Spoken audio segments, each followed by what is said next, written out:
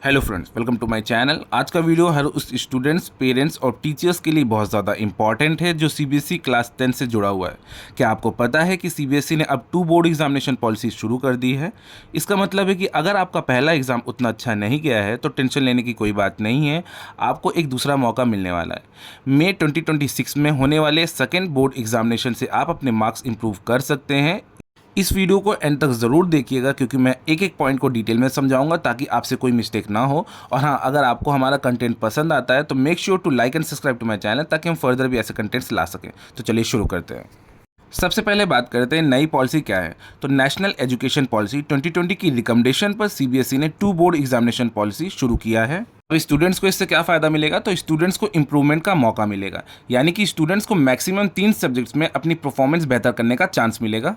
For example, अगर आप पास हैं पर आपको लगता है कि साइंस, मैथ या किसी लैंग्वेज में आपके मार्क्स कम हैं, तो आप उन्हें इंप्रूव करने के लिए फिर से एग्ज़ाम दे सकते हैं। इसमें भी एक कंडीशन है, यानी कि सब्जेक्ट सिलेक्शन। आप मैक्सिमम 3 सब्जेक्ट्स चुन सकते हैं जो साइंस, मैथमेटिक्स और सोशल साइंस और लैंग्वेज की लिस्ट में से होंगे। इस पॉलिसी का एक बड़ा फ़ायदा ये है कि स्टूडेंट्स को अपनी परफॉर्मेंस बेहतर करने का एक एक्स्ट्रा साल वेस्ट किए बिना मौका मिल जाता है। अब बात करते हैं एज पर द सर्कुलर की एलओसी भरना क्यों ज़रूरी है। तो लिस्ट ऑफ कैंडिडेट वो ऑफिशियल डॉक्यूमेंट है जो बोर्ड को आपकी डिटेल्स देता है। तो सीबीएसई को पहले से पता होना चाहिए कितने स्टूडेंट्स इस सेकेंड एग्जाम में बैठ रहे हैं ताकि सीट्स और सेंटर का अरेंजमेंट सही से हो सके। हर सब्जेक्ट के लिए अलग क्वेश्चन पेपर्स और इन्विजिलेटर्स की ज़रूरत होती है। एलओसी से बोर्ड को पता चलता है कि किस सब्जेक्ट के कितने पेपर्स प्रिंट करने हैं। ठीक है, बिना एक्यूरेट डेटा के इतने बड़े लेवल पर एग्जाम कराना मुश्किल है, इसलिए सीबीएसई ने एलओसी प्रोसेस को एडवांस में रखा है ताकि एग्जाम स्मूथली कंडक्ट हो सके। अब बात करेंगे स्कूल के रोल के बारे में। तो स्टूडेंट डायरेक्टली सीबीएसई को अप्लाई नहीं कर सकते फॉर द एग्जामिनेशन, उन्हें अपने स्कूल के थ्रू ही जाना होगा। तो स्कूल्स की जिम्मेदारी है कि वो अपने स्टूडेंट्स का जो एग्ज़ाम देना चाहते हैं उनका डेटा सही से बने सीबीएसई के वेबसाइट पर। ठीक है, मीन्स एलओसी का फाइनलाइजेशन प्रोसेस कंप्लीट करें। प्रिंसिपल्स को कहा गया है कि वो पेरेंट्स और स्टूडेंट्स को एलिजिबिलिटी क्राइटेरिया और फीस के बारे में सही से गाइड करें। ठीक है, स्कूल ही वेरीफाई करता है कि स्टूडेंट ने पहला बोर्ड एग्जामिनेशन दिया था और वो इम्प्रूवमेंट के लिए एलिजिबल है या नहीं। तो ये स्कूल की जिम्मेदारी है। स्कूल को ये इंश्योर करना होता है कि एलओसी में कोई गलती ना हो, क्योंकि फीस भरने के बाद में कोई भी करेक्शंस अलाउ नहीं होते।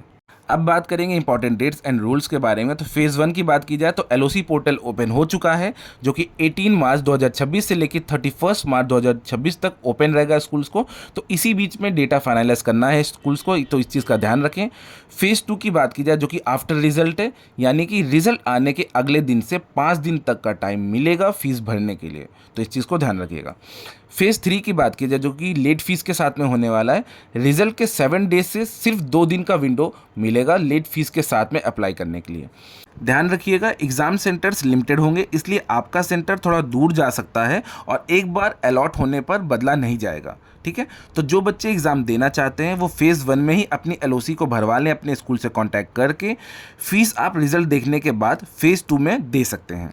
अब बात कर लेते हैं इंपॉर्टेंट कंडीशंस के बारे में। तो फर्स्ट एग्ज़ाम मैंडेटरी रहने वाला है, यानी कि सेकेंड बोर्ड एग्ज़ाम देने के लिए पहला बोर्ड एग्जामिनेशन में बैठना ज़रूरी है। ठीक है, 3 सब्जेक्ट रूल, इस चीज़ को समझ लीजिए। आप साइंस, मैथमेटिक्स, सोशल साइंस और लैंग्वेज में से मैक्सिमम 3 सब्जेक्ट्स ही चूज़ कर सकते हैं। ठीक है, अगर कोई स्टूडेंट 3 या उससे ज़्यादा सब्जेक्ट्स में एब्सेंट रहा है तो वो इस साल सेकेंड एग्ज़ाम नहीं दे पाएगा।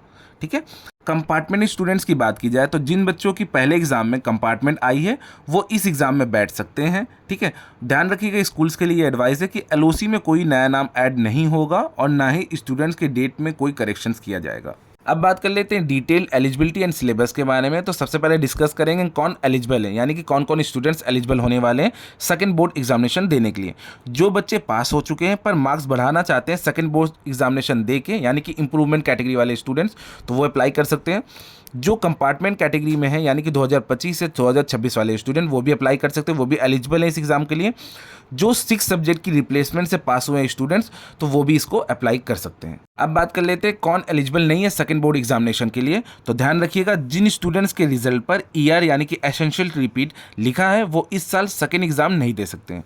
ठीक है, जो मेन एग्जाम में यानी कि जो फर्स्ट एग्जामिनेशन हुआ था उसमें 3 या उससे ज़्यादा सब्जेक्ट्स में फेल हैं, वो स्टूडेंट्स भी एलिजिबल नहीं हैं।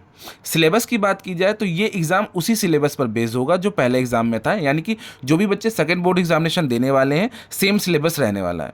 इंटरनल मार्क्स की बात करूँ तो इंटरनल मार्क्स हो सकते हैं प्रोजेक्ट या प्रैक्टिकल्स को, उसको इम्प्रूव करने की कोई भी फैसिलिटी सीबीएसई की तरफ से नहीं दी गई है। ठीक है, अब बात करेंगे फ़ी स्ट्रक्चर के बारे में, यानी कि जो भी सेकंड बोर्ड एग्जामिनेशन बच्चे देने वाले हैं तो उनकी फ़ीस क्या रहने वाली, उनको क्या पे करना होगा सीबीएसई को। तो सबसे पहले समझ लीजिए इंडिया के स्टूडेंट्स के लिए क्या क्या फ़ीस रहेगी। तो उनको 320 रुपये पर सब्जेक्ट देना होगा। अगर आप 3 सब्जेक्ट्स के लिए अप्लाई करते हैं तो टोटल आपको 960 रुपये देने होंगे। नेपाल की स्टूडेंट्स को 1100 रुपये पर सब्जेक्ट देना होगा, यानी कि 3 सब्जेक्ट्स के लिए उन्हें 3300 रुपये देना होगा। अदर कंट्रीज़ की बात की जाए तो उन्हें 2200 रुपये पर सब्जेक्ट देना होगा। मीन्स 3 सब्जेक्ट के लिए कम से कम उन्हें 6600 रुपये लगेगा। ये जो फीस थी ये नॉर्मल फीस थी, यानी कि विदाउट लेट फीस थी। अब बात करेंगे लेट फीस की पेनल्टी के साथ में, अगर आप पे करते हैं तो कितना पे करना पड़ेगा। अगर आपने नॉर्मल लास्ट डेट मिस कर दी तो आपको 2000 रुपये पर कैंडिडेट यानी कि एक्स्ट्रा लेट फीस देनी होगी। पेमेंट के मोड ध्यान रखिएगा, फीस सिर्फ ऑनलाइन मोड पे मतलब पे कर सकते हैं, यानी कि debit card, credit card, UPI या नेट बैंकिंग से ही होगी। ठीक है, और ये सारा कुछ स्कूल के थ्रू पे होता है, बच्चे डायरेक्टली पे नहीं कर सकते सीबीएसई को, आपको स्कूल को कांटेक्ट करना पड़ेगा। ध्यान रखिएगा किसी भी हाल में ऑफलाइन फीस या बैंक में डायरेक्टली डिपॉजिट एक्सेप्ट नहीं किया जाएगा। जो भी एलओसी सेकंड बोर्ड एग्जामिनेशन की फीस होगी वो डायरेक्टली स्कूल के थ्रू जमा होगी, जो कि आपके रेस्पेक्टिव स्कूल सबमिट करेंगे सीबीएसई को।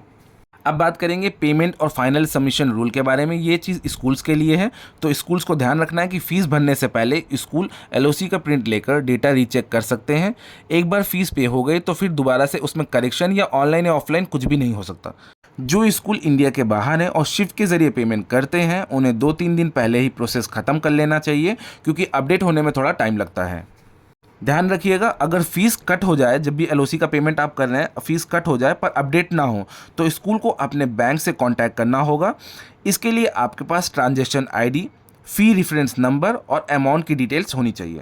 ध्यान रखिएगा सिर्फ डेटा अपलोड करना काफ़ी नहीं है, जब तक डेटा फाइनलाइज नहीं होगा तब तक उसे कंप्लीट नहीं माना जाएगा और लेट फीस लग सकती है। तो फ्रेंड्स ये थी सारी डिटेल्स सेकंड बोर्ड एग्जामिनेशन की। अगर आप इंप्रूवमेंट एग्जाम देना चाहते हैं तो आप तुरंत अपने स्कूल से कांटेक्ट कर सकते हैं। तो इस वीडियो के लिए सिर्फ इतना ही था। अगर आपको वीडियो अच्छी लगी हो, इन्फॉर्मेटिव लगी हो तो please like and subscribe to my channel. अगर आपकी कोई क्वारीज है तो आप कमेंट्स बॉक्स के थ्रू मुझे कॉन्टैक्ट कर सकते हैं। तो मिलते हैं अगली वीडियो में। Thanks for watching.